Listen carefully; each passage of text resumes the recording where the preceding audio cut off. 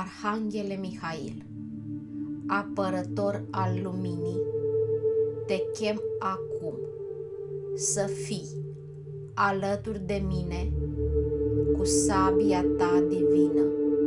Te rog să tai toate legăturile și șnururile energetice negative care mă leagă de oameni, situații sau amintiri ce nu mai servesc binelui meu suprem. Curăță și eliberează câmpul meu energetic. Umple-mă cu lumină, pace și protecție divină.